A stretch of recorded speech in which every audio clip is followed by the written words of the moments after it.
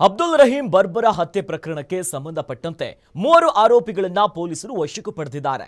ದಕ್ಷಿಣ ಕನ್ನಡ ಜಿಲ್ಲೆಯ ಬಂಟ್ವಾಳದ ಸ್ಥಳೀಯರೇ ಆದ ಆರೋಪಿಗಳನ್ನ ಖಾಕಿ team arrest ಮಾಡಿದ್ದು, ಇನ್ನು ಎಫ್ಐಆರ್ನಲ್ಲಿ ಉಲ್ಲೇಖಿಸಿದಂತೆ ದೀಪಕ್ ಸಹಿತ ಮತ್ತಿಬ್ಬರನ್ನ ಪೊಲೀಸರು ವಶಕ್ಕೆ ಪಡೆದಿದ್ದಾರೆ.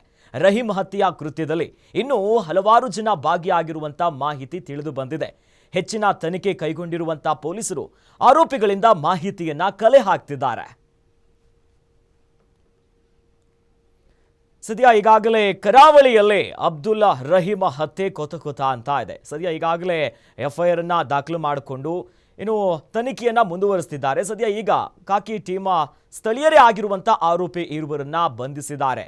ಈಗಾಗಲೇ ದೀಪಕ್ ಎನ್ನುವಂತ ಆರೋಪಿಯ ಹೆಸರು ಉಲ್ಲೇಖ ಆಗಿತ್ತು. ಜೊತೆಯಲ್ಲಿ ಈಗ ಅಲ್ಲಿನ ಸ್ಥಳೀಯರೇ ಈ ಹತ್ಯೆಯಲ್ಲಿ ಭಾಗಿಯಾಗಿದ್ದಾರೆ ಎನ್ನುವಂತ ಮಾಹಿತಿಯ ಮೇರೆಗೆ ದಕ್ಷಿಣ ಕನ್ನಡದ ಪೊಲೀಸರು ಆರೋಪಿಗಳನ್ನ ಬಂಧಿಸಿದ್ದಾರೆ. ಜೊತೆಯಲ್ಲಿ ಮತ್ತಷ್ಟು ಮಾಹಿತಿಯನ್ನ ಆರೋಪಿಗಳಿಂದ ಕಲೆ ಹಾಕುವಂತ ಕೆಲಸ ಮಾಡ್ತಿದ್ದಾರೆ.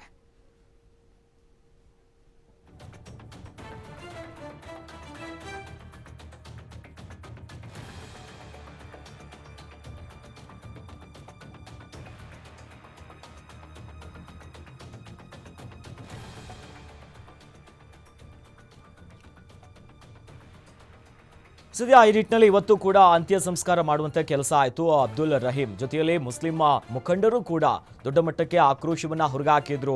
ಈ ರೀತಿಯಾದಂಥ ಘಟನೆಗಳು ಮತ್ತೆ ಮತ್ತೆ ಮಂಗಳೂರಿನಲ್ಲಿ ಆಗ್ತಾ ಇದೆ ಎನ್ನುವಂಥ ನಿಟ್ಟಿನಲ್ಲೇ ಬಹಳ ದೊಡ್ಡ ಮಟ್ಟಕ್ಕೆ ಇವತ್ತು ಹೋರಾಟ ನಡೆಯಿತು. ಅದರ ಜೊತೆಯಲ್ಲಿ ಎಫ್ಐಆರ್ ಕೂಡ ದಾಖಲಾಗಿದೆ. ಆ ನಿಟ್ಟಿನಲ್ಲಿ ದಕ್ಷಿಣ ಕನ್ನಡ ಜಿಲ್ಲೆಯ ಬಂಟ್ವಾಳದ ಸ್ಥಳೀಯರೇ ಆಗಿರುವಂಥ ಆರೋಪಿಗಳನ್ನ ಸದ್ಯ ಪೊಲೀಸರು ಅರೆಸ್ಟ್ ಮಾಡಿದ್ದಾರೆ. ಇನ್ನು ಎಫ್ಐಆರ್ನಲ್ಲಿ ಉಲ್ಲೇಖಿಸಿದಂತೆ ದೀಪಕ್ ಎನ್ನುವಂಥ ವ್ಯಕ್ತಿಯ ಹೆಸರು ಉಲ್ಲೇಖ ಆಗಿತ್ತು ಆರಂಭಿಕವಾಗಿ. ಮತ್ತಿಬ್ಬರನ್ನ ಪೊಲೀಸರೀಗ ಅರೆಸ್ಟ್ ಮಾಡಿದ್ದಾರೆ.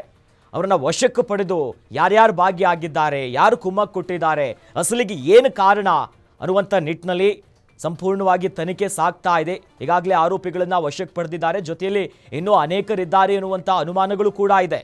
ಹಾಗಾಗಿ ಸದ್ಯ 3 ಜನರನ್ನ ವಶಕ್ಕೆ ಪಡೆದಿದ್ದಾರೆ.